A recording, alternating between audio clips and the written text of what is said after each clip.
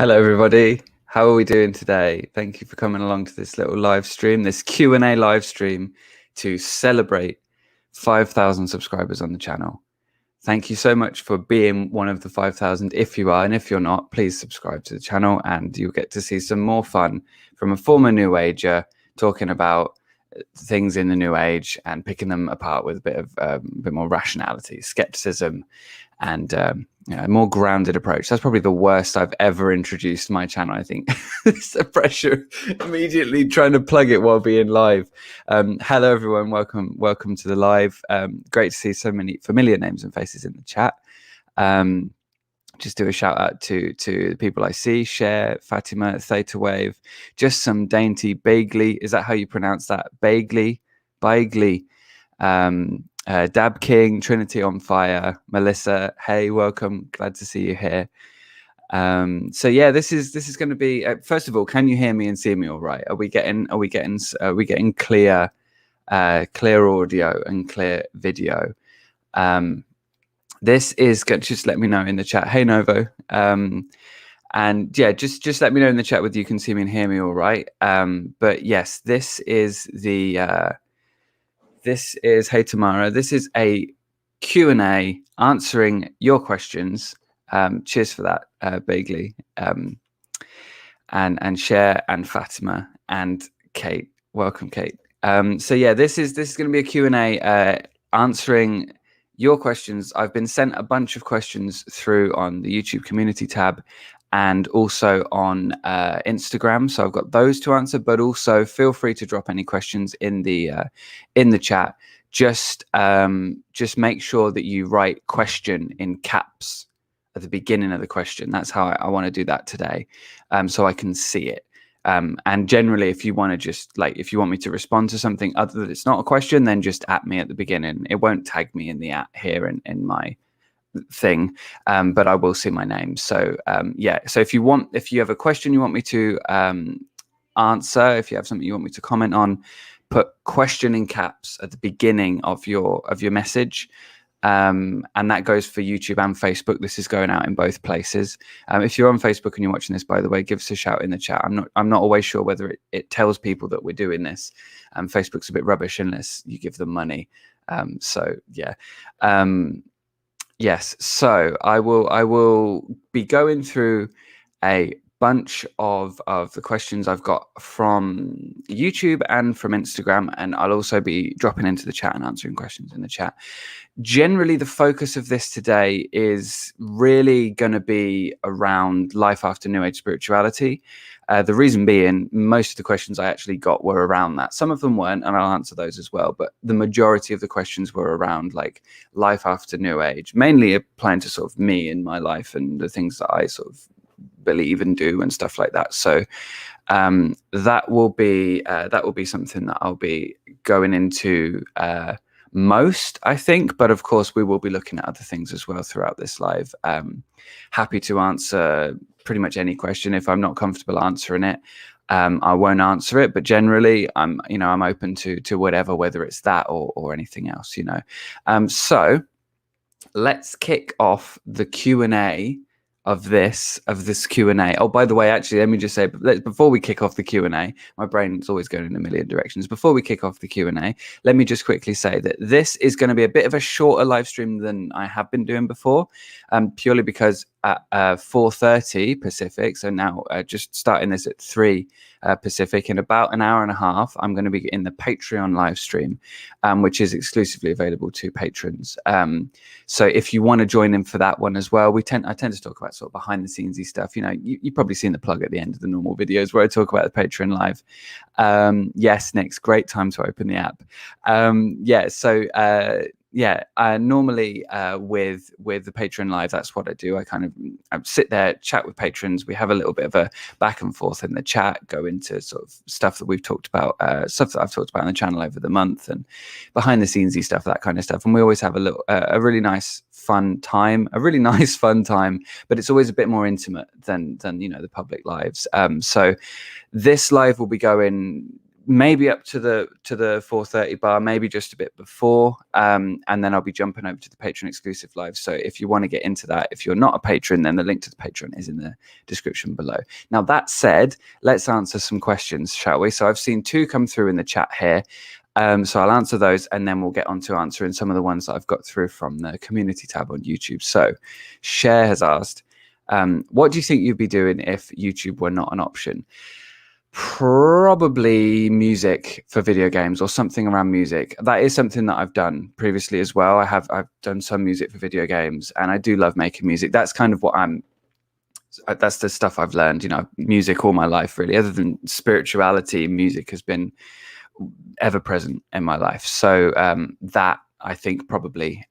But the reason I am doing YouTube and not that is because I am, when I was doing that, I kind of felt like I wanted to do more, in a way. Like I wanted to see that what I was doing was having, I guess, more of a positive impact. And that's not to say that it's not. I'm hearing noises. Oh, it's not the animals. I thought the animals were wreaking havoc. It's not to say that making music is not, like, a great thing to be doing. But for me, I wanted to be doing more, and I wanted to use my, I guess, my intellectual side a little bit more than always the creative side. So this is a good balance for me. But yeah, so Fatima, you said, when did you know you had to leave Teal's cult? It wasn't exactly like a moment where I was like, I need to leave Teal's cult. It wasn't like that, was it? Because I didn't even think of it as a cult at the time. I thought of it as that much later, when I was learning about what cults were like, and I listened to the Gateway podcast, and I was watching a lot of Lloyd Evans' channel, and I was kind of seeing like the same things in my experience and stuff, and I was like, oh, there's something here, but really realizing I was leaving. This is something I've gone into quite a few times, I think, in like podcasts and interviews and stuff. So if you want to hear me talk about that at length, then there's a few of those that you can check out. I actually told on the Project Hope podcast with Jennifer French. I told that whole story more recently, and went into all the details and stuff. But I realized I needed to. I realized it wasn't right, and it wasn't working when I started to see through some of the things that Teal was saying, and some of the things that Teal was, teaching. And that really was Astrid, who's now my wife, sort of pointing things out to me. That was a big thing for me. And she and I talked a lot about this stuff, and I just kind of realized, oh yeah, this isn't quite right. And I have been worse off since following these ideas and these teachings. I have been worse off. My mental health just plummeted, and yeah, I realized then it wasn't really working. So that's the short answer, but the long answer is in that podcast with Jennifer French, or yeah, I've told it a few times. I think I did on Chris Shelton's podcast as well. But yeah, so thoughts on veganism. I think it's a good approach sometimes for some people, and then it's not so great for others. I really don't have a strong opinion either way on it. I probably would be vegetarian or vegan if it was more of an option for me here in Mexico with the income I've got.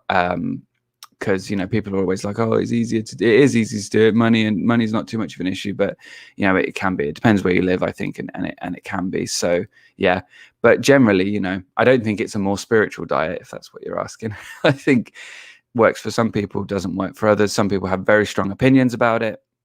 Some people don't. I'm one of the people who doesn't at this point. Do I like being noticed? Yes. Tamara, what do you know about Lovers One group? I don't know a stonking lot about Lovers One, but what I do know has made me give it a wide berth, because some of the attitudes, some of the behaviors I've seen from some of the members, it gets into that kind of, from what I've seen, that kind of like, I don't even know what to say without setting them off if any of them find this video, but like, just sort of, I guess, like very petty, childlike, very sort of tit for tat, and kind of nasty behavior, which you do see a lot of times with cults and stuff. But yeah, from what I know about them, yeah, kind of nasty, kind of petty when people disagree with them, and very, the vibe I get from it, traditional cult vibes, rather than like, cult 2.0 internet cult vibes. Like the vibe is very sort of focused around the adulation of the leader, from what I know. And again, I don't know too much about this group, but from the impressions that I've got from seeing what I have, that's what I think, based on that. Very focused around the leader, very focused around. So there is that intense focus on the leader that you do see in like the traditional cult that's more focused, like Telltale's 3 tiers of cults. The most intense one, I think, level 3, is really around that, that intense focus on the specific leader, and there's a level of control there. There's a level of adulation around the leader. That's from what I've seen. That's how that tends to be. But yeah, that's definitely something that if I wanted to have a more informed opinion on it, I would have to do a lot more research and stuff on it. But based on what I know right now, and by no means take that as read, but yeah, Tamara, you've said here they're very defensive and get angry, even though they say they have no ego. I mean, there's a lot of that going around, it has to be said. Fatima, you've asked, do you know about Jeff and Shalia? If so, what are your thoughts? Another one, similar to Love's one in some ways, not very happy with the old criticism. Very rarely cults seem to be able to take criticism, cult leaders. I don't know if Jeff and Shalia are running a cult. I don't know if that's what that is, but it does seem to be not great, in my opinion. Not great. For anyone who's not familiar, Jeff and Shalia, they talk a lot about twin flames. Their whole thing really is the twin flame thing. There's a lot of morally questionable stuff that I've seen there. I had considered doing a video on them in the past, but I didn't in the end, for a few reasons. But yeah, not great. Sharecore, do you think cult leaders use hypnosis? If so, how? Now, hypnosis is one that I mentioned Telltale a second ago. Hypnosis is one that I feel I agree with Telltale on, to an extent. I don't know that hypnosis is effective as it is considered to be by people who do it. I think there's a lot of suggestion involved. I don't think that as a power, the power of hypnosis is what people think it is necessarily. That's my opinion anyway. And I do think that when it comes to using hypnosis alone without certain other elements, like, for example, the use of hypnosis in a public setting, like in a workshop or a seminar, in a performance setting, you have the impact of being in front of a group of people. That is going to play a part in how suggestible you are, because that's quite daunting. And then there's the social endorsement, the social element of not ruining the show, for example, and all that kind of stuff that plays into it. Do you know what I mean? But yeah, cult leaders definitely could be using it. It could definitely be part of how they influence people, but you would have to consider the other factors as to the efficacy of it. That's my opinion on that. I see there's oh, hey Ariana, by the way. Hey, Rainbow Starks. Let me answer what you said here, Share, and then I'm going to get to some questions from the community tab, and then I'll come back to the chat and answer some more. So if you've got any more questions, drop them in the chat, and make sure you put question in capitals at the beginning so I can see it easily. And then I'll come back after I've done this one question from Share and the community tab questions, or some of the community tab questions. Because so what are your thoughts on Christian channels like Girl Defined, and do those compare to a cult? In my opinion, a lot of the stuff with Girl Defined and similar channels, they seem to be on the more extreme end of, the evangelical Christian approach. And I think, I do have very much a live and let live approach with, religious and spiritual beliefs. I'm not the kind of person who, I feel like I've got out of my atheist edgelord phase with a lot of this stuff. And I don't think that Girl Defined is necessarily a good thing, but the softer side of the Christian evangelical stuff, to some extent, just live and let live, but I think Girl Defined being a cult, I don't know enough about it, but I don't think so. I think they possibly do compare to a cult in some aspects with regards to the very strong prescriptive way that they position their ideas, but to also to some extent you do get that from people who have strong beliefs anyway.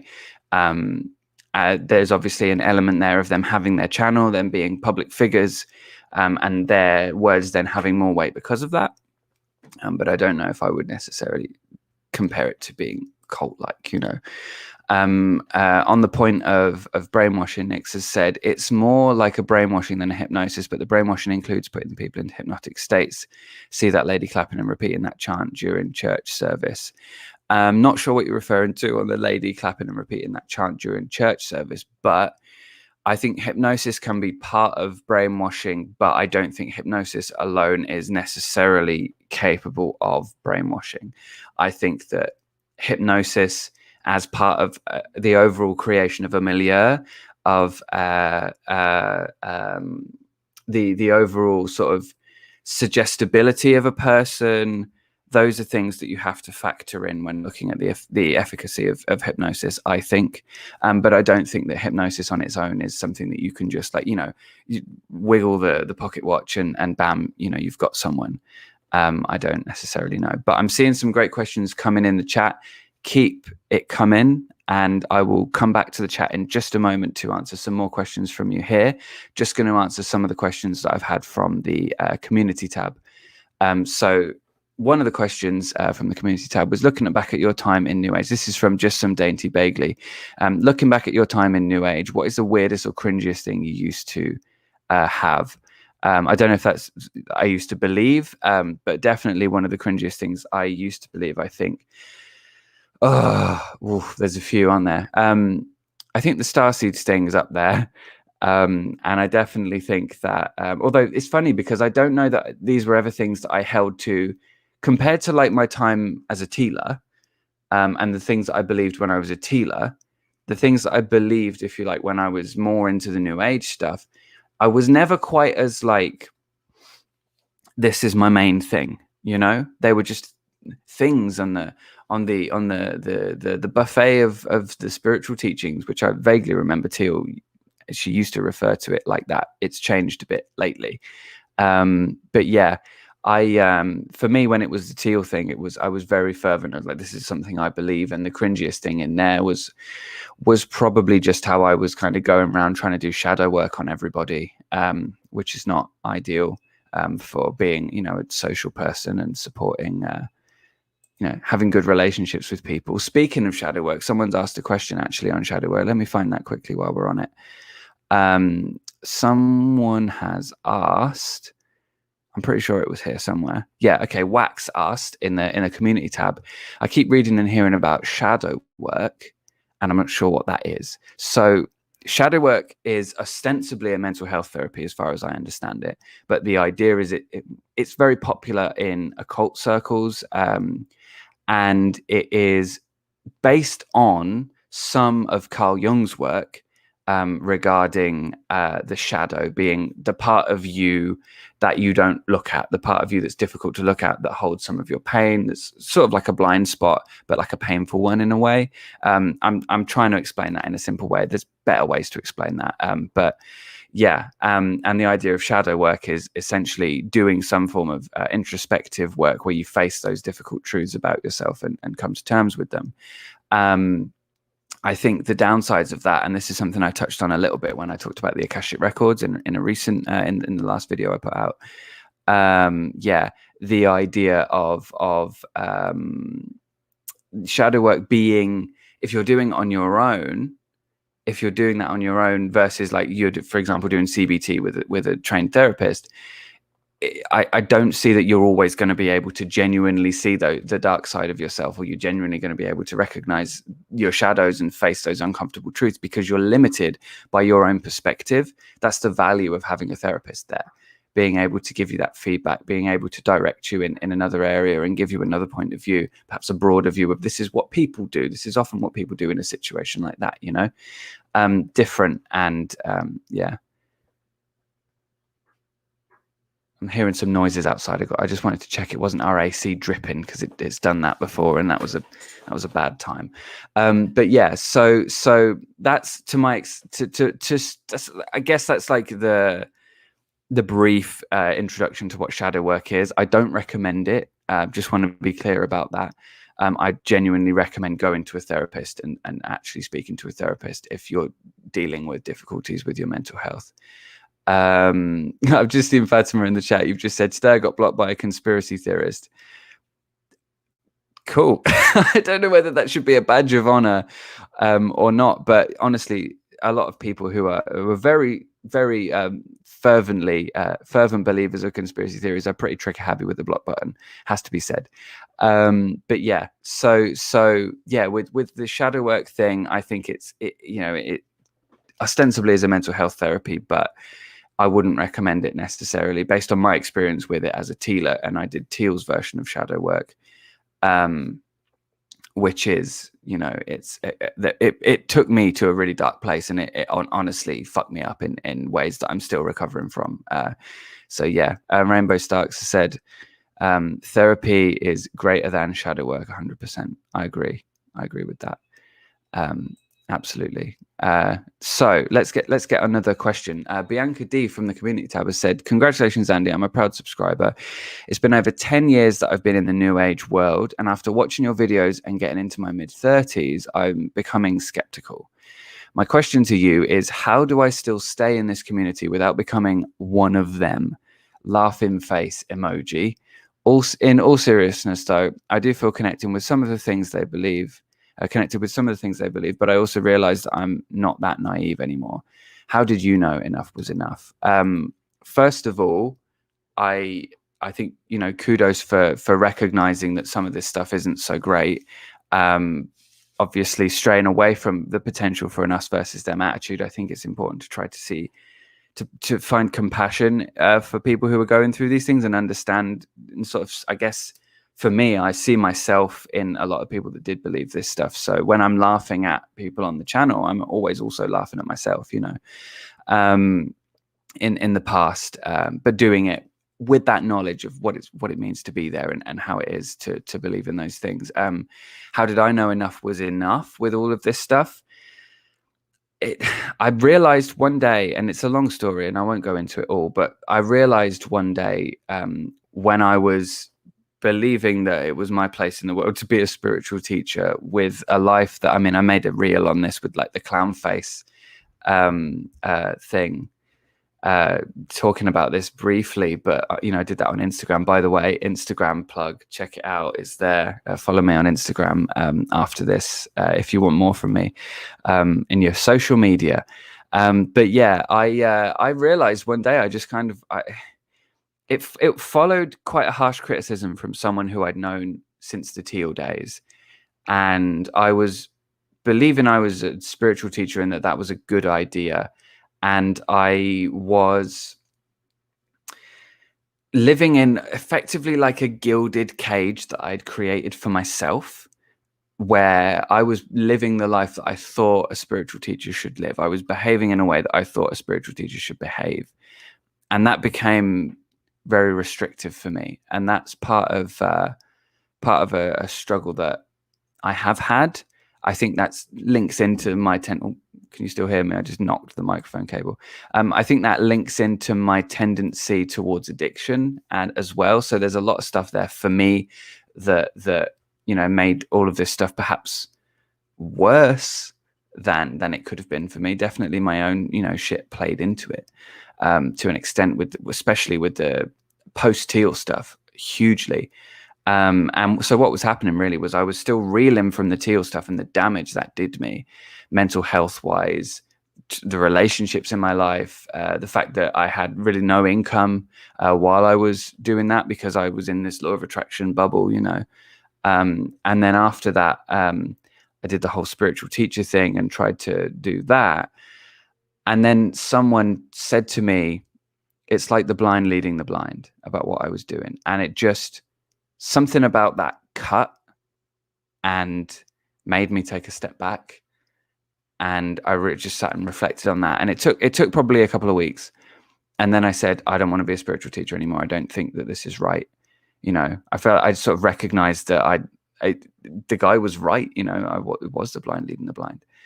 And I didn't really know what I was doing. And I've since come to realize that I don't know that many spiritual teachers do know what they're doing. It has to be said. But yeah, so I kind of had that moment where I was like, I'm not going to be a spiritual teacher anymore. And then a couple of weeks later, I kind of went, I don't think I want to be spiritual anymore. Like I felt like I wanted to close that chapter in my life and do other things and focus on other things and explore other things. And that was when I started to listen to a lot of the more atheist thinkers and explore that side of things and try to understand the other side in a way.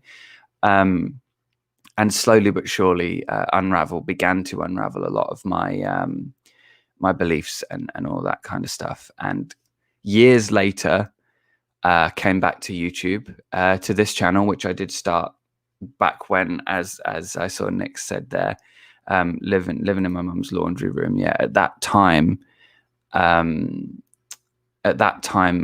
was when I started this channel, living there.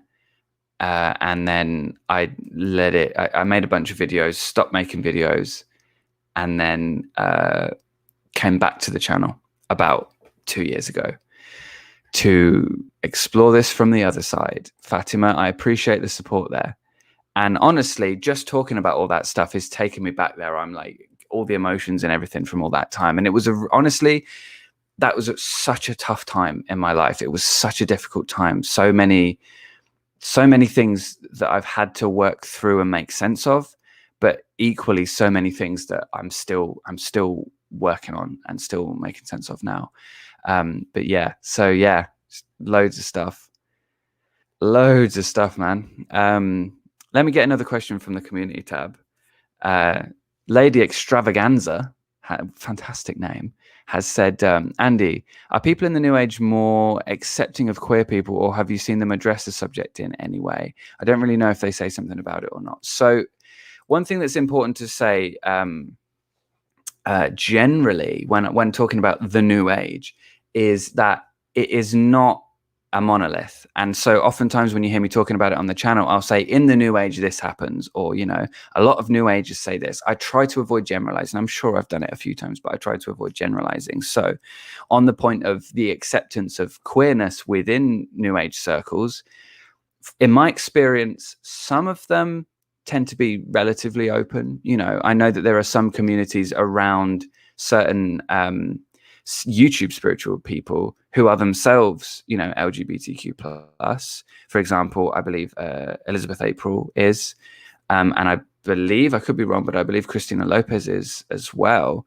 Naturally, they're going to be more accepting, I think, because the figure that they're organized around is, is within that demographic. But then also you do see people within. So the thing is as well, if you look back in a lot of what underpins a New Age ideology, you get the idea, like for example in the Kabbalion, which I was listening to some of last night. Again, I didn't get through it the first time, so I'm revisiting on the principle of gender, the idea that everything is in some fundamental way imbued with a masculine or feminine essence, right? That's part of the teachings in the Kabbalion, and that the Kabbalion underpins a lot of New Age thought. So you do see that oftentimes with the way that they explain the world, that there is that binary, the masculine and the feminine. And so to an extent, you see that rationalized and made into a sort of modernized, if you like, into new ideas. So for example, when I was looking at the twin flames thing on the twin flames video, there was that conversation about twin flame being two halves of a soul. You have the masculine half and the feminine half. How does that work then when you have, I just realized talking about this now, I'm probably going to get demonetized for this, because YouTube's iffy on this, isn't it? It doesn't always know when you're supporting or shitting on these kinds of communities. But I'm just going to go for it. If you like the content I'm making, you want to help support the channel, you know how to do that. Patreon in the link in the description below. But let's just talk about this and not mince our words, right?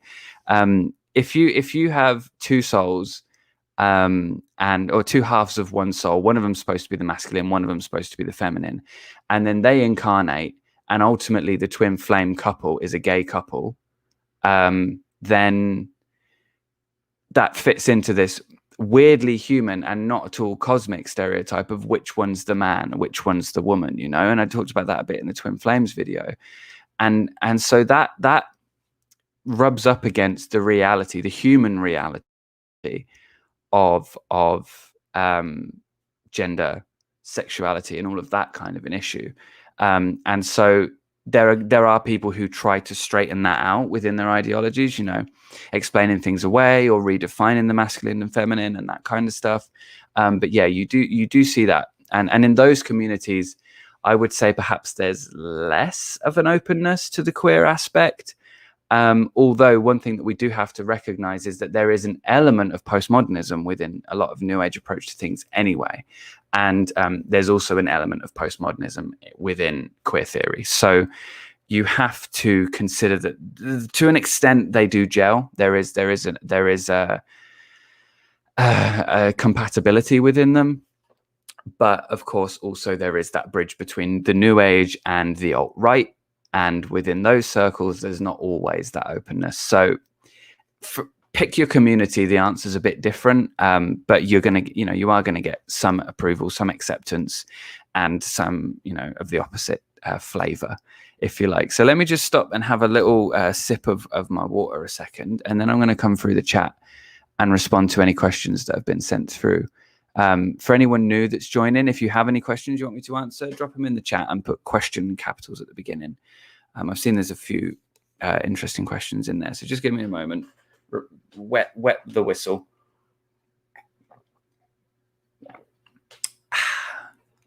And we will continue.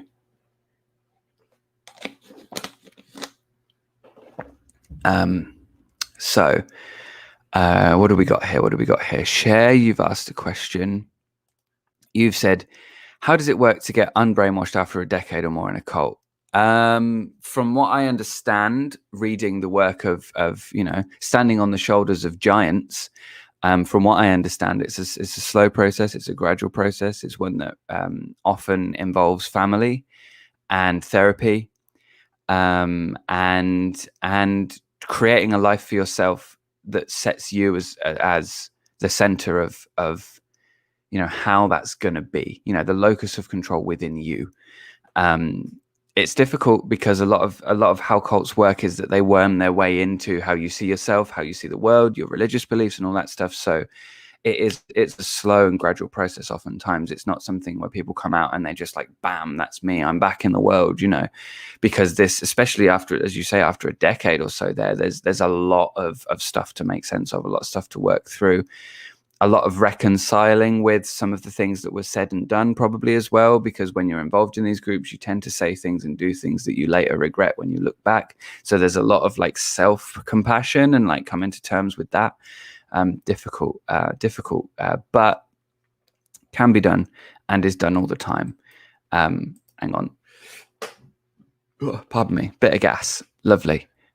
Top quality entertainment right there for you. Bit of off mic gas.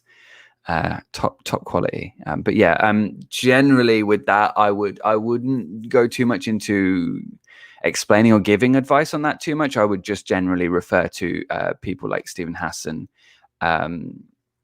Margaret Singer, Robert J. Lifton.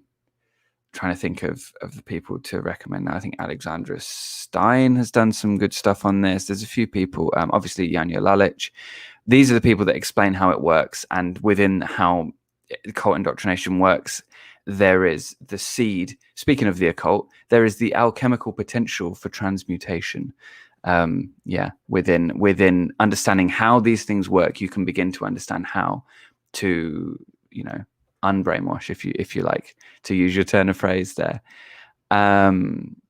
So checking through for more questions now. Tamara, you've said how to help someone following Teal. I think generally the best thing to do, and I do have a video on this, which I would recommend checking out, on like how to help your friend if they're in how to help someone you love if they're in a cult. That would be my first protocol, and in that I give my references and recommend people to check out, similar to what I've just said there on, Robert J. Lifton, Stephen Hassan, all these kinds of people. Those are the people to check out. But generally, the first piece of advice I try to reiterate, which is what helped me when I was involved in this, and this may not be the case for everyone, but I am also reiterating Stephen Hassan's advice in saying this, is maintain your relationship with them. Try to stay connected with them on things that are not cult related, and try to support them as a friend, as a, whatever it is you are to them. That's what helped me get out of it. Astrid, who's now my wife. We met in there. She saw through it before me. She was there with me as I was making sense of it all. And it was our relationship that was a big part of helping me see through it. So generally the relationship is like a lifeline, but don't call it a cult. Also, don't be like, you're in a cult, because that's not going to help. All that's going to do is put their hackles up and possibly make them double down and make them less likely to talk to you or, your friend about it, because you've now made it clear that you are against that thing in their mind by calling it a cult. Tamara, you've also asked, why do cults say it's bad to be in the mind and only live from the heart? Now, so something that happens with cults oftentimes is that they will set you up with thought-stopping cliches, practices to sort of basically shut down your critical faculties, stop you questioning, right? So if you look at Stephen Hassan's bite model, you see that there's four sections of control there, four elements to the control. You've got the behavior, you've got the I'm testing my memory on this now. I've not looked at this for a few months. The behavior, information, thought, and emotional control, right? So what they tend to do is restrict your critical faculties, limit your critical faculties. The way that I describe it, drawing from Lifton, is they will interrupt and shrink down the feedback loop between experience and interpretation of experience. And then they will create an environment wherein the best, only safest, most appropriate response to your experience is the prescribed interpretation of that experience from the leader, from the group, from the the group's map of reality generally, right? So there's a lot of words there, but hopefully that made sense. So the reason that oftentimes you'll see people saying live from the heart and not from the mind is because they're often shutting down the critical faculties. They're often trying to limit, maybe knowingly, maybe unknowingly, trying to limit the capacity of the individual to think critically, to evaluate and think analytically in what they're doing, which makes them easier to manipulate, easier to control. So you see often in the disparaging of skepticism as well, that often is the case too. I know Teal did a video disparaging skepticism and straw man in it and trying to tear down the straw man of skepticism, which is not, her view of skepticism is not what skepticism really is. And actually skepticism is a valuable tool, as is critical thinking, and they do differ, I think, in my mind, slightly. So just to check through what you said here in the chat a little bit, and then we'll get to another question. So if you can hear a hairdryer in the background, and hopefully that doesn't make all the electrics in the house short circuit at a point. But yeah, let me just check what you've said here. Trinity, you've said, I was done with Teal when the thumbnail of the astral projection video. That's not astral projection. That's fantasy masturbation. Yeah, I haven't seen that. I'll have to have a look. But yeah, I've seen. I know Teal does have a bit of a thing around using sexual energy to manifest. I don't know if that's related to that. But yeah, wow. Next, you've said that's why it's so important to not become isolated from non-cult members. I think that's the tricky thing, of course, when you're involved in a group, is they do tend to try to limit your connection with people from outside the group often, or insert themselves in your interpretation of the people outside, which tends to have the impact of isolation, alienation, ostracism, that kind of stuff. RH, you've said, hey, that's the same thing with pimps. Actually, I believe Stephen Hassan has talked about sex trafficking as being cult-like in the way that those dynamics work. So if you're interested in more on that from someone who's done way more work and research on this than me over the decades, then Stephen Hassan, check that one out. He's talked about that a little bit. Cher, you've asked, do I think flat earthers are a cult? I think flat earthers are a cult in a way that QAnon is in a sense. There's a culty aspect to it, in that insistence on an alternative reality that is based on very little at all. It's this new conspiracism, right? That I'm trying to get the names right. Nancy Rosenblum and Richard Muirhead, I hope I got those names right, have talked about in their book called A Lot of People Are Saying. this new conspiracism that's based on pure conjecture and running away with ideas rather than actual theories. And you see that in both QAnon and in the flat Earth movement. And there, in the flat Earth movement, it's interesting because there is an emphasis on personal experience rather than, you know, trusting leadership and trusting experts on things, which again you see in QAnon and similar. So I would say there's a cult-like element to it, but I wouldn't necessarily say that I think it is a cult, you know, explicitly. Shade, yes, hi. I'm glad you could come along. But yeah, I'm glad, Tamara. I'm glad to hear that. I honestly, that whenever I hear that, whenever I'm doing stuff like this, it's like encouragement for me. I'm just like, good. I'm glad. So thanks for letting me know, and I'm glad that it's helping you out. So let's go back to that's how I'm going to talk from now on. I've immediately decided against that. That's not how I'm going to talk. Max Gardella in the YouTube community tab has asked, was there a moment when you realized your old beliefs didn't make sense, or when you realized it was BS? So I've kind of covered this already, I think, in one of the other questions that was asked. There wasn't really a moment. It was more a series of moments. But definitely in looking back at my beliefs, in hindsight, you know, hindsight is 2020, not believing them anymore, being able to reevaluate them and try to understand where it was I was coming from in the things that I was believing. Yeah, definitely. There's been lots of moments where I've gone, the fuck with that? Like, what? Like the law of attraction's a big one. Huge one. Fatima, I've just seen you said here, I have a question, please scroll up. Okay, I'm scrolling up. I'm not seeing question in big letters. Did you put it somewhere else? Also, I've seen Tamara. Oh no, yes, you have. Yeah, you've sent a question there. I see it, Fatima. Right. You've said your thoughts on angel numbers and special hertz meditation music. Do you think they are misleading and also mind altering, even disruptive for mental health?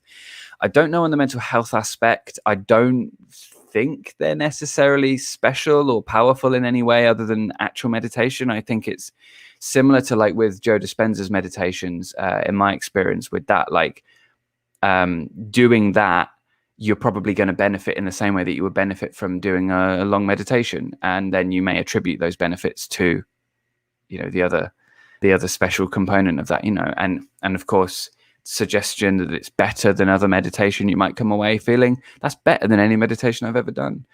Angel numbers, I think that's human. You know, speaking of Joe Dispenza and his repositioning of the idea of pattern seeking behavior as some sort of transcendental notion, I think angel numbers are pattern seeking behavior. And I think that they could perhaps feed into, you know, anxiety behaviors and maybe OCD a little bit. I don't know if I have OCD, but I definitely was very interested in you know, numbers and going, oh, that number, that means this, and this is happening at this time, and you know, the potential power and importance of the synchronicity of seeing those numbers in day-to-day life. I think with angel numbers, again, it's one of those things. It seems to be New Agers getting really excited about mundane things, and you know what? As far as the re-enchantment of the world goes, I don't think that's necessarily a bad thing. But you know, keep your feet on the ground and be realistic about it. You know, it might be fun, but let's not get carried away. That's my thinking on that. Tamara, is Unicult a real cult? Unicult. Unicult is something that I've been slowly, gradually working up to doing a video about for a very long time. It's a fascinating phenomenon. And it is the one that seems to be reeled out by the bigger, you know, like I've seen Vice have done something on it. I saw recently, is it DW, the German network, have done something which Unicult was featured in. There is an emphasis on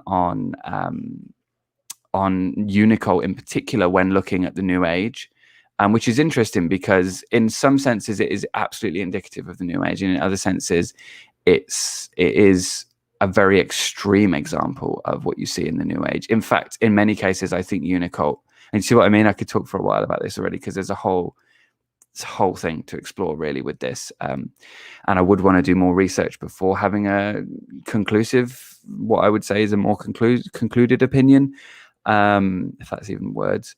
But I think with Unicult, for me, Unicult is a postmodern extreme example of New Age ideologies, queer theory, and more, taken to their natural conclusion, taken to their natural extremes, to the most extreme.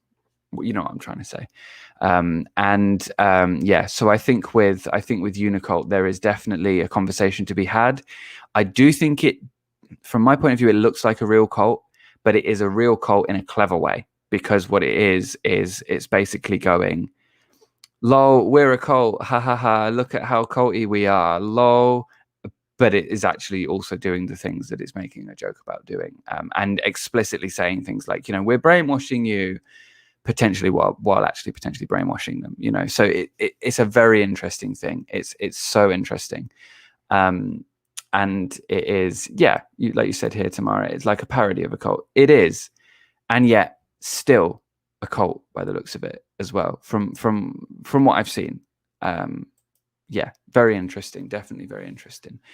So if there's any other questions anyone's got to drop in the chat, go ahead and do that. What I'll do is I'll come back round in a minute and look at the questions again. I want to get through the questions that I've had through on the community tab and on the Instagram, and make sure I've answered all of those. If there's anything else anyone wants me to talk about or answer, drop them in the chat. Make sure you put question in capital at the beginning, and then I'll come around to that.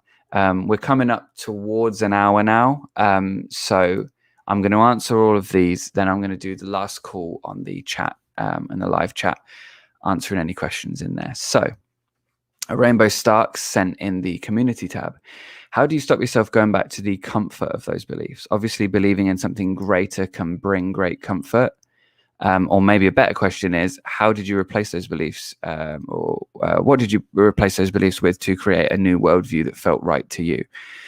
So this is probably the only question that I've actually written anything to make sure I've got my actual answer down before I sat down and done this. The rest I'm kind of just speaking from whatever I'm thinking and feeling in that moment. Whereas this is, I wanted to think about this a bit more, because I think that this is sort of, this is something I want to make sure I'm representing myself clearly on. So this is what I've written. For me, really getting clear on what those beliefs were doing for me has helped me find healthier ways to fulfill them. I look at it from a mental health point of view. For me, it was a sense of certainty, and it gave me a framework for dealing with my inner world that I didn't have, because I was never really taught that in a way that stuck as a child. And my upbringing really didn't set me up in many ways to be able to deal with a lot of the things that life was going to throw at me. And so when I found spirituality, when I found Teal, that gave me a framework, not a great one. As I've said in this live already, it did me a lot of harm, but it was a framework nonetheless. So going back to what I've written here, so it's been dealing with, it's been learning more about psychology and mental health stuff, and also New Age stuff. And the whole urge to, and for me, the whole urge to teach came from that desire to contribute to the world in a positive way. So in a sense, that's kind of what the channel has become for me now. I feel it's a healthier way of doing that, much more realistic, humble, grounded way of doing that. I feel, to an extent, like I don't have this inflated view of myself like I had when I was doing the spiritual teacher thing. I'm trying to have a realistic view of myself. I'm trying to keep my feet on the ground with every video I'm making, with everything I'm saying. For me, it's really been about understanding the needs deeply that those beliefs and those ideas were fulfilling for me, and then finding healthier ways to do that without becoming an extremist in those ways too, because some of those needs are really deep, huge needs for me as a person. And so when you have those strong needs, it can be really easy to go to extremes, I think, in trying to fulfill them. And I saw that in myself in multiple periods of my life, multiple ideas, multiple positions, ideological positions became for me an opportunity to attempt to fulfill my own needs by going out there into the world and saying a lot of things and doing a lot of things, you know. And to a certain extent, that's what the channel is as well. And I am aware of that. But for me, this has become a more positive, healthier way of doing that, in a way that's genuinely making a difference that I hope is positive, rather than, you know, flinging my shit around like a like an enraged chimpanzee, which is kind of what I did for a little while in the interim there. And I was still throwing my shit around like a chimp when I was doing the spiritual teacher thing, but I was doing it with a peaceful smile on my face and kind of in slow motion with lots of gaps between my words. I've written here, skepticism helps with that. Often skepticism is an exercise in restraint for me.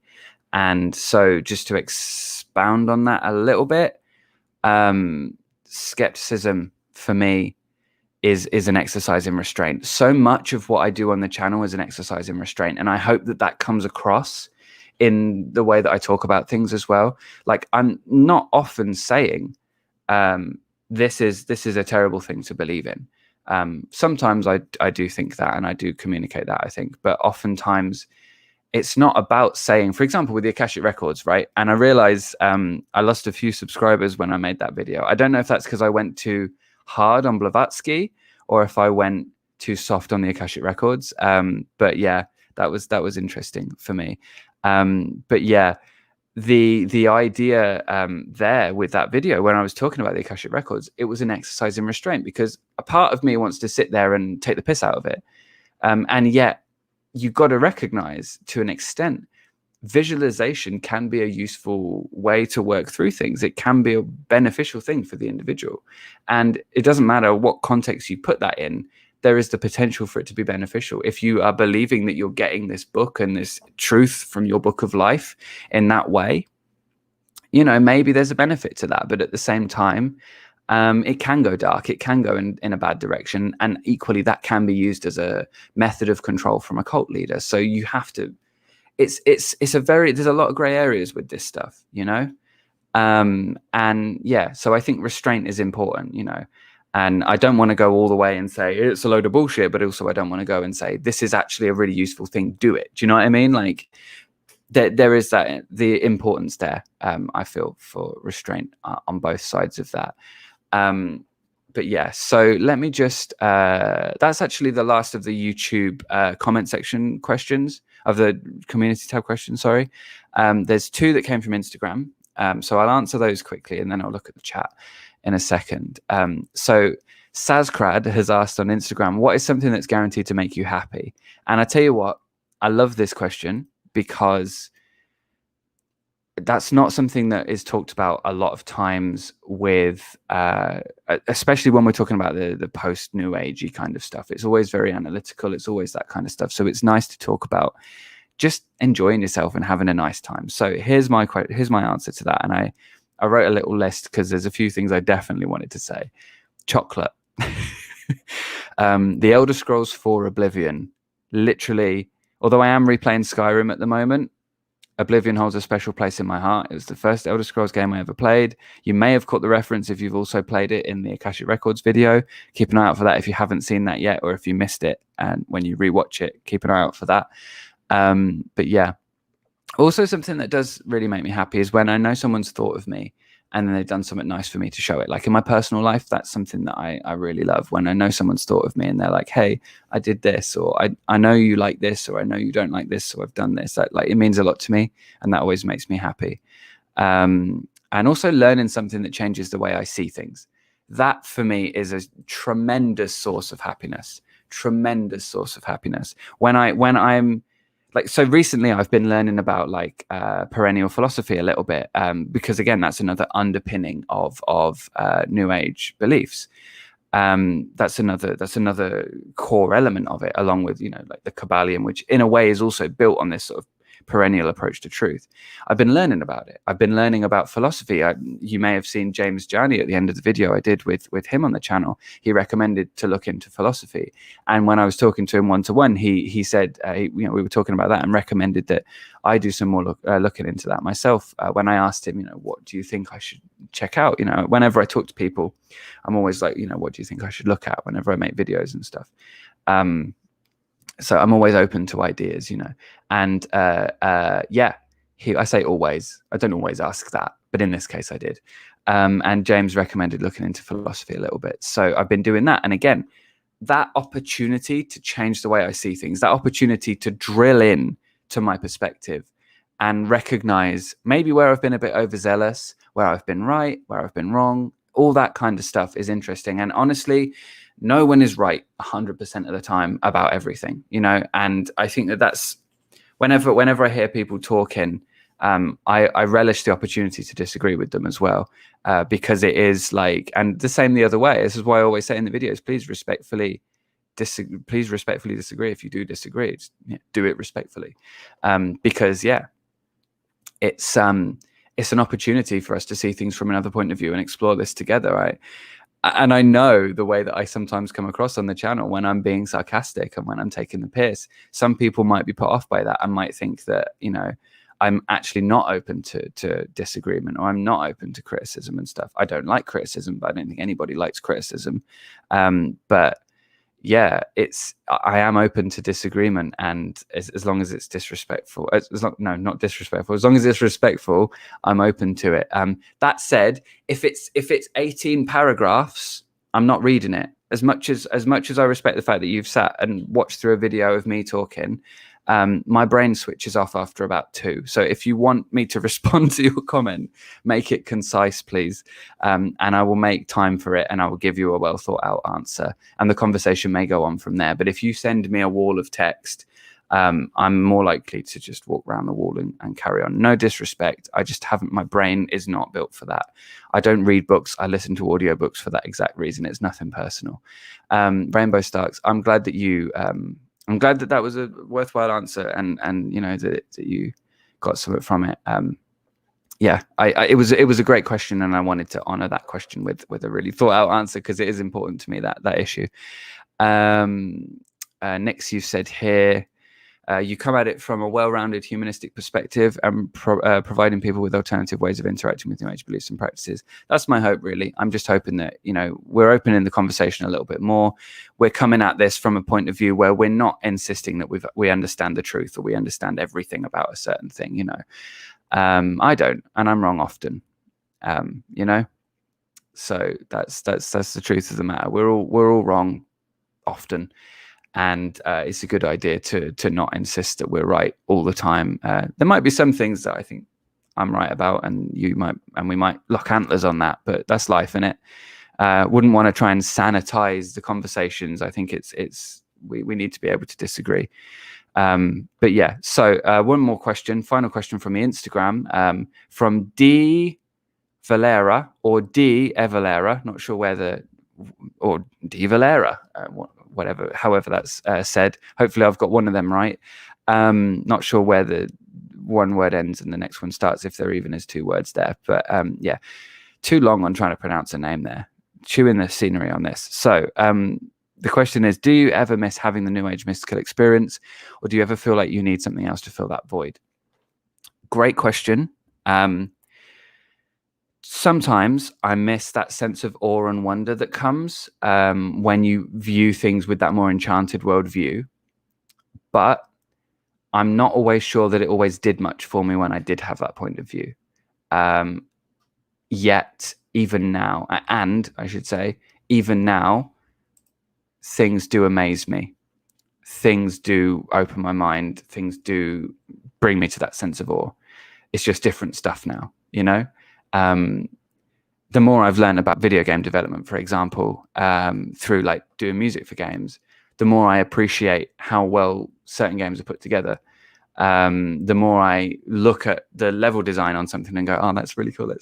I really like how they've done that. Or, like I said in that other video before, standing out and staring at the sky at night when there's less light pollution or whatever. I'm not looking at that going, oh, wow, isn't the universe so beautiful? Look at me as a starseed, blah, blah, blah. I'm looking at it and going, that's just incredible. The fact that we even exist at all and we're here and so tiny and insignificant and yet so meaningful in a way, that fills me with that sense of awe. So I still get a level of that enchanted worldview, if you like, that level of like mystical, if you like, but it's not mystical in the same way. But for me, I don't feel I've lost anything in that necessarily.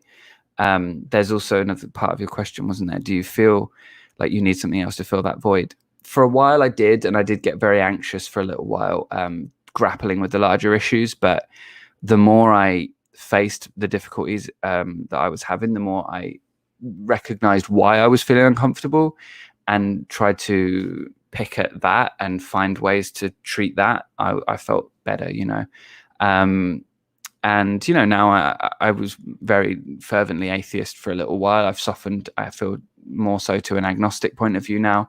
I have had many experiences which I don't fully think I can say that I can fully explain. Let's say that's not to say that I've definitely come up with an alternative explanation in lieu of that. But that keeps my mind open, and that keeps me, my feet on the ground without my head in the clouds too much. But yeah, I try, I do my best. So if there's anything anyone wants me to answer or respond to, please drop that in the chat. I see Fatima, you've sent a question through. Anybody else want to drop any questions in? I'm happy to answer any more. One from Tamara there as well. Fantastic. So before I do that, I'm going to get to that in just 1 second. There's two things I want to say quickly. One of those things is when I finish this live stream here, I'm going to be going over to the Patreon exclusive live stream. So if you're a patron, come along to that. It's always fun. Runs for an hour or so, sometimes longer. You don't have to stay for the whole thing, obviously, but that's always nice. It's pretty chill. We have a good laugh usually. And a bit more intimate than a larger gathering like this, which, as great as this is, you can't always sort of respond and have a conversation that you would have had in a smaller setting. So if you're a patron and you haven't come to one of those yet, please come along. And if you aren't a patron, please consider becoming a patron. If you're enjoying the content that I'm making and you want to help support the channel, let me put the branding up so that you can actually see my Patreon thingy bobby. Yeah, if you're enjoying the content on the channel, you want to help support it, if you want to get access to a bit of extra content every week, I'm doing those audio companions that I'm sure you've heard me talk about at the end of videos. And these live streams I do at the end of every month, exclusively for patrons, behind the scenesy stuff, shooting the shit a little bit in the chat. Usually I do book recommendations, although I haven't got any for this month. Always good fun. Come along to that if you're interested. I've just realized this whole time you can see our toothpaste just there. That's great. Spawn, not spawn. But yeah, anyways, that said, if you are enjoying the content, it really means a lot when people become patrons. We've had quite a lot actually of new patrons over the last couple of months, and I'm really grateful for that. Tamara, how much is Patreon? The lowest tier is $2, the highest tier is $50, but you can join it 2, 5, 15, 20, I can't remember all the numbers, but something along, whichever tier is right for you, check it out. You get different perks for different tiers. Just have a little look. There's a link in the description below. But yeah, any tier, I'm really grateful for the support and stuff. Really grateful for that. Nix, I hope that is in you agreeing to come along to the live. That's good. I appreciate that. Hopefully you can come along as well, Trinity. But yes, so let me just respond to these last couple of questions, and then we'll call it a day, I think. So I see Fatima, you've said, what are your thoughts on spirits? Do you think they're real? I don't know. Honestly, I don't know. I don't think so. I don't have a positive belief either way. It's possible, but it's unlikely, I think. But then you would have to define what you mean by spirit. Do you mean spirits in a soul context? Do you mean spirits in a ghost context? Do you mean spirits in like so I guess like a pseudo-pagan godlike way, the spirit of X stream or lake or river or grove? There's a lot of directions you can take that in. I don't think it's impossible, but I also don't think that it's likely. That's my point of view on that. I'm open-minded, but I'm not I have no positive belief either way on that one. Occam's razor is usually my approach to things like that. Honestly. How do you find it, Sybil? Next, sorry. How do you find that? Go to the Patreon feed. It's in there. There's a link. I always put it in the Patreon feed. I sometimes have put it in the Discord, but yeah, go onto the actual Patreon feed and you can find the link in there. Anyone who's a patron, you want to find it on there. That's how you do that. Tamara, you've asked, why is it that when you are in a cult, there seems to be more synchronicities and amazing things that happen?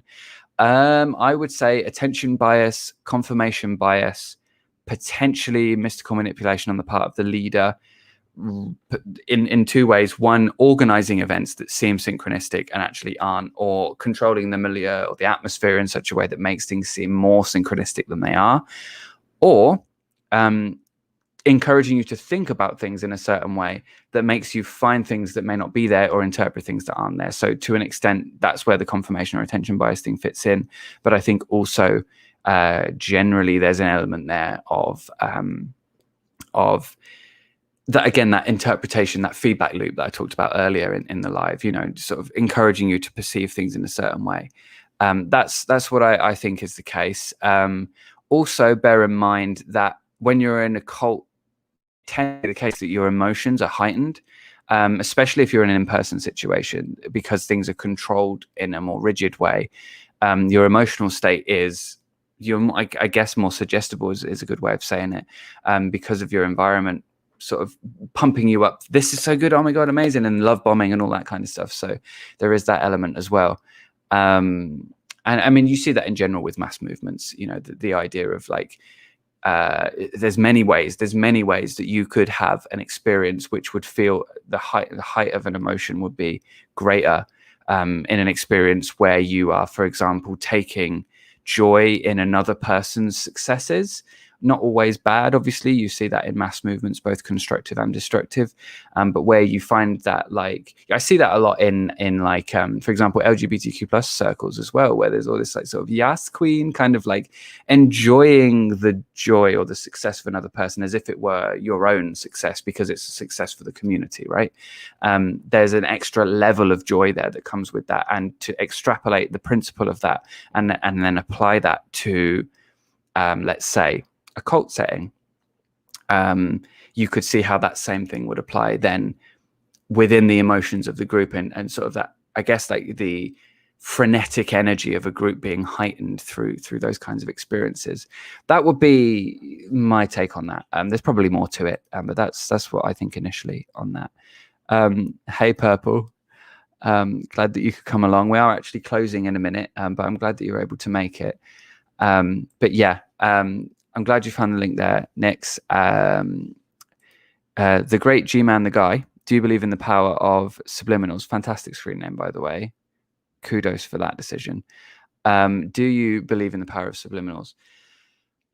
I feel like maybe it's similar to hypnosis. I don't know too much about it, but like I was saying about hypnosis earlier, it's possible that there's like an element there of suggestibility. If you're the kind of person who's more susceptible to like suggestion, then maybe it's more likely. But I don't necessarily think that it could be so, like, you know, as powerful as it might be seen to be. That's my take on that. So last call for any questions. I'll take one or two more. First come, first serve.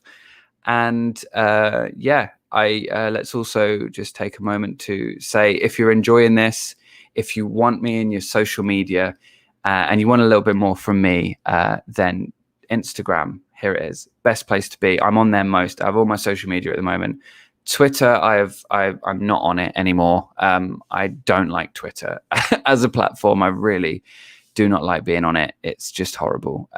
Not the people always, but definitely the conversations, the rhetoric, the attitudes, the platform, the dynamic of the platform. Ugh. Twitter is why I'm on Instagram more, is the short version. No, jokes aside, Instagram, I'm really enjoying it at the moment. It's a great place for me to share some extra content that I'm not really like, it's not always a place for in like the main videos and stuff. Similar to the tone of actually some of the things that we've been talking about in this video, you know, where I'm like exploring something in a bit more detail, a bit more wordy, you know, and and stuff that I don't always put in the videos and stuff. So yeah. Tomorrow's question here. How do you deprogram after a cult? I feel I've covered that a little bit already in this, but the best thing I think is to read up on what the experts in the field have said. If you want a thorough explanation of that, I think Stephen Hassan's a good place to start. Very accessible writing. Combating Cult Mind Control is a good place to begin on his work. Good book. I do actually have a resources page on my site, by the way. I think it's in the link in the description. You can, if not, andyfellows.wordpress.com/resources. I've got like chunky page there full of links and resources and stuff to check out. Really, for me, it was a case of reconnecting with the people in my life, examining some of the things I used to believe when I felt ready for it, and I've not been ready for it, until, not straight away. It's taken me time to be ready to actually examine some of these things. And what else? Therapy, huge part of that, I think. Therapy. I've only just recently been able to get into counseling because I've only recently got to a point where I can actually afford it. And even that's, only just. Speaking of Patreon, you can help. But yeah, therapy is big. Therapy is huge for me at the moment. I've been really benefiting from having a counselor to talk through things with, and learn to get a better grapple on my emotions, because especially with the Teal thing, the emotional, how to deal with your emotions, Teal's way has been terrible for me. So I'm learning new ways to do that. Having had a lifelong, having had that as a struggle for me. David Icke. Oh God, that is not a question to be answering last. That is a long answer, but a great question. David Icke is, wow, what a shit show. Some of the stuff he comes out with. He's in many ways the granddaddy of the unified conspiracy theory. David Icke, I have a bit of a history with. When I was younger, his book was dumped on the end of my bed, and I was told to read that if I wanted to understand the world. I didn't. I read a bit of it, got bored. Same with the Bible, actually. But as I say, I'm not much of a reader. But yeah, David Icke is someone that I've come back to many times. David Icke is a very compelling speaker. This is what I'll say on David Icke, right? I could go on and on, but this is what I'll say on David Icke. David Icke, the way that he seems to be able to convince people of his ideas is that he will gish gallop. He will say, this secret society exists and this agenda exists and these people are doing this and that. And he will misrepresent a lot of those things. And then he will weave that into a story that is of his own creation. So there's a lot of positioning of existing things, real world things, like he's talked about, I can't remember all the names of them now, but like, is it Agenda 2020 or something like that? I'm not sure what it is, but like agenda, blah, blah, blah. And he will talk about that as if it's some evil, nefarious thing. And he'll talk about this secret society or, group of people as if they're super evil and super nefarious. When actually you look into it, it's not really what he's saying it is. But he will play on the viewer's ignorance of that to some extent by the sounds of it. And then by the looks of it, and then he will take it and run, build it into some grand unified theory. At some point, you'll get lizard shapeshifters if you go too far into it. Okay, I'm going to answer this question now, and then maybe we'll call it a day. Okay, so Tamara, you said, do I believe in God now? No, I don't. I'm agnostic now. I don't know. I haven't yet devised of a way in which I could be convinced that there was one. I've had a number of experiences. In fact, I've said this a few times, if I wasn't as committed to critical thinking and skepticism as I am, I would probably be sitting here telling you I was a polytheist today. But despite those experiences, I am committed to my use of critical thinking and skepticism to such a degree where I'm not prepared to take my own anecdotal experience as evidence of that. Anecdotal evidence anecdotes are useful to sometimes, but for me, I'm not prepared to take that as evidence of the existence of a god or gods. However, I'm also not prepared to discount it. So for me, there's that navigation there of that terrain. But yeah, no, agnostic is where I am. I don't know that I can know. I'm comfortable not knowing, but I'm happy to explore that area and hypothesize and pontificate till the cows come home. But yeah, that answers that question, I think. And purple, yes, I do agree on that, and it is unfortunate. I think that's one of the reasons that people like Teal Swan and similar people find that they have a demographic of people that they do have access to, right? That they have access to where people can, and this is a weird thing as well, because you still have to buy Teal's products or whoever's products, don't you?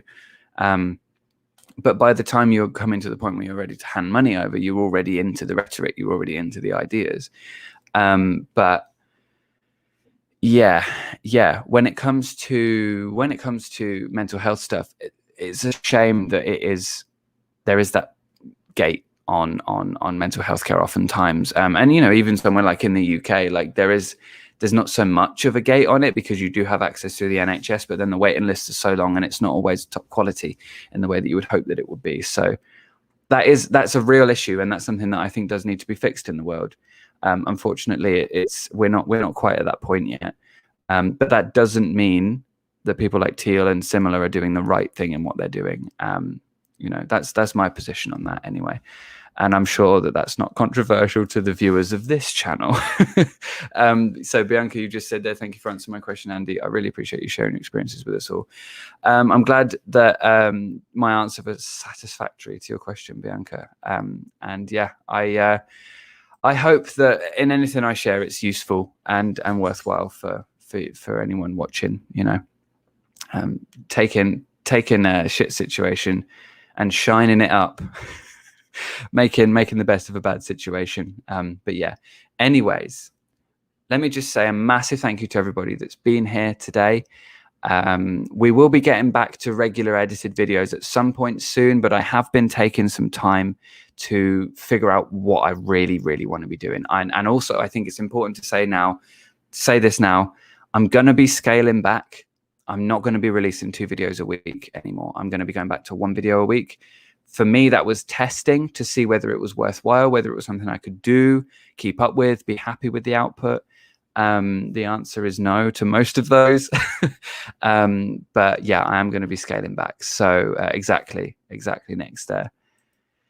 Self-care. That's what that is really.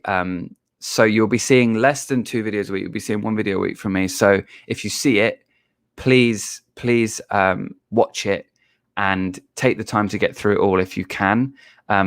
If you don't watch one of my videos but you want to watch it later, please go back to the channel and do that, because if you don't respond to a notification when it's sent out, you're more likely to not be shown the next video that I release. So please, if you see a video from me and you've got time to watch it, stick it out, watch it all through. That really helps. And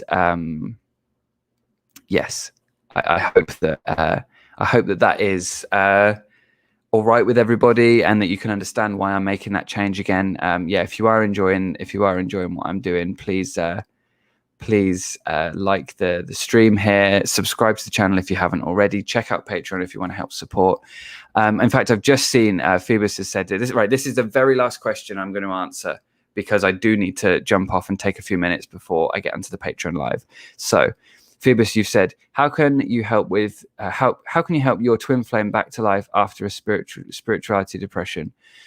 I don't know if I even subscribe to the idea of twin flames. Maybe check out my video on twin flames for a bit more on my point of view on that one. Depression, mental health counselor.